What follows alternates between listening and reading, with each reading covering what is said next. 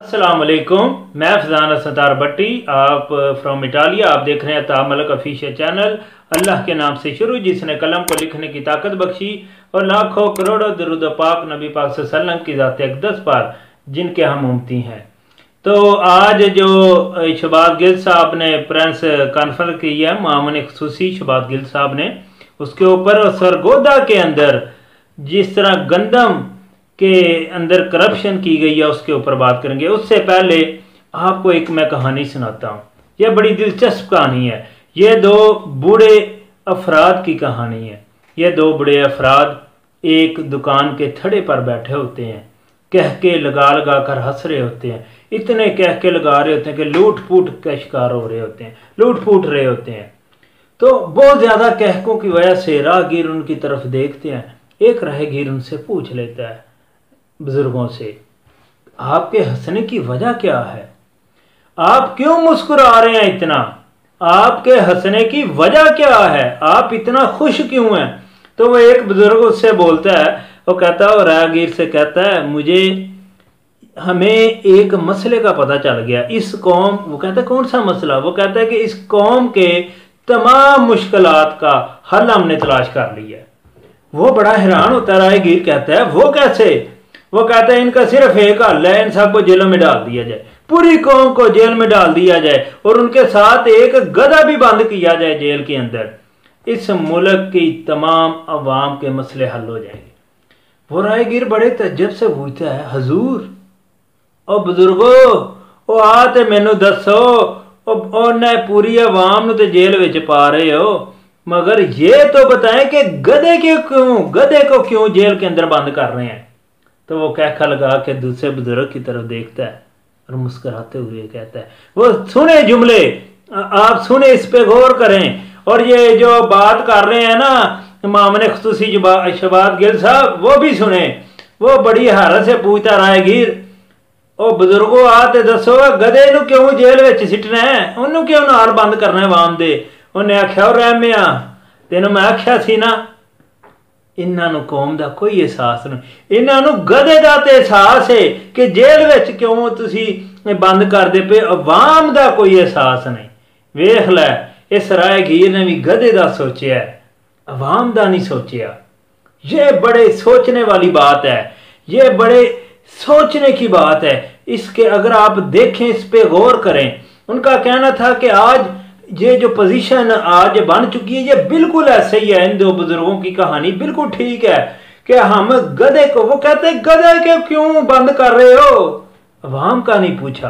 आप यकीन करें, जब ये ऐसी बातें होती हैं तो दिल खून के आंसू रोता है। ये आंखों से आंसू नहीं, खून टपकता है। और ये इनकी बातें सुन के जनाब मामून ख़ुसूसी साहब ने, शहबाज गिल साहब, आप ये कह रहे हैं हमने फ्लैट नहीं बनाए तो हमने काम किया। जनाब कुछ तो बताएं, काम क्या किया? मैंने तो यही देखा है आपने जो काम किया है, हिंदुओं के मंदिर की तमीर का काम, आसिया मलोना को फ्रांस के हवाले करने का काम, कश्मीर का सौदा, बस सड़कों पर खड़े होकर एहतजाज, अंडे 90 से 200 रुपए किलो, चीनी 55 से 115, आटा 35 से 75, सी क्लास घी 100 से 270 रुपए, पेट्रोल 65 से 115, 70 रुपए के जो 5 किलो आलू मिलते थे अब 1 किलो 70 रुपए के मिल रहे हैं। अद्वियात 500% महंगी, गरीब की खुदकुशियां, 14,000 अरब का मजीद कर्जा,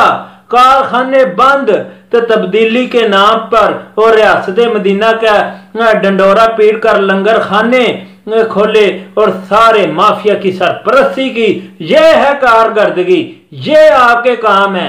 आपने बेशक फ्लैट नहीं बनाए, पर हमें यह तो बता दें आपकी कारकर्दगी क्या है। और फिर कह रहे हैं कि अभी हुकूमत को 3 साल मुकम्मल नहीं हुए तो हमने फ्लैट नहीं बनाए। और भाई फ्लैटों से हमें कोई गर्द नहीं है, और खुदा का खौफ करें, कम का हमें यह तो बताएं कि कारकर्दगी क्या है। वो आपने उन गधों को आप बंद कर रहे हैं। तो जो है शहबाज शरीफ नून वाले जिन्होंने करप्शन किया, वो गधे हैं, उन गधों का सोचते हैं, उन गधों के बारे में बात हो रही है।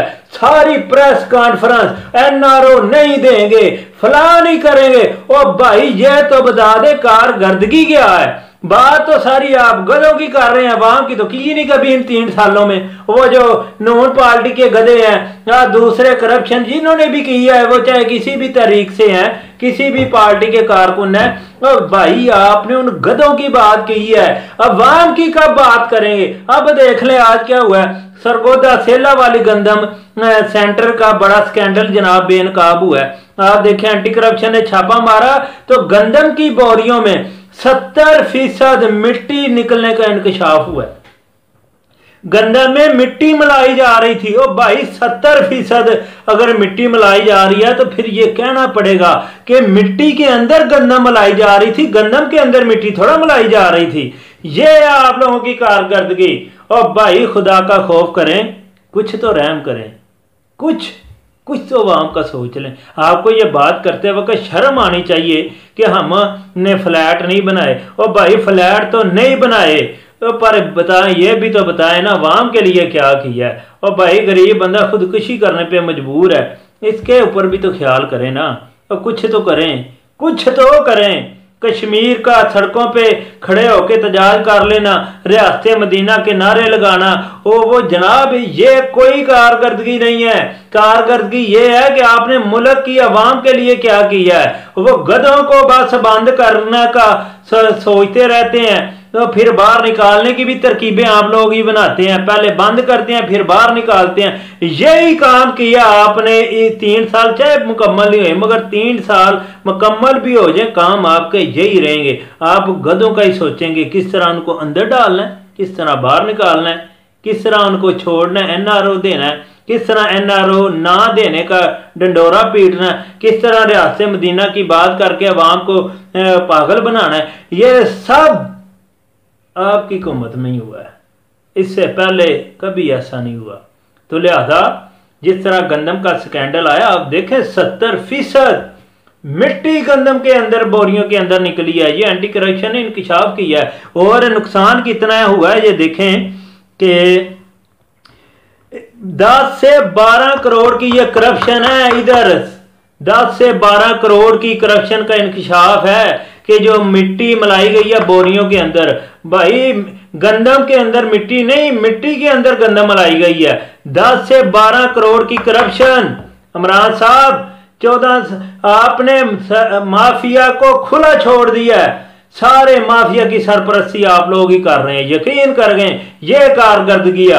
और मामले खुसूसी साहब ये कह रहे हैं कि हमने फ्लैट नहीं बनाए, काम किया। और खुदा का खौफ करें, हम पे रहम करें, इस अवाम पर रहम करें, इस मुल्क पर रहम करें, खुदारा रहम करें इस अवाम पर। आप अब तो मरना मुश्किल हो गया जनाब, आप जीने की बात कर रहे हैं।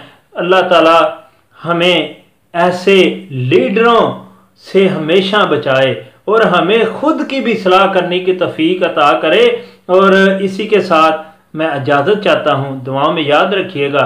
अल्लाह हाफिज़, अल्लाह निगहबान, पाक आर्मी जिंदाबाद।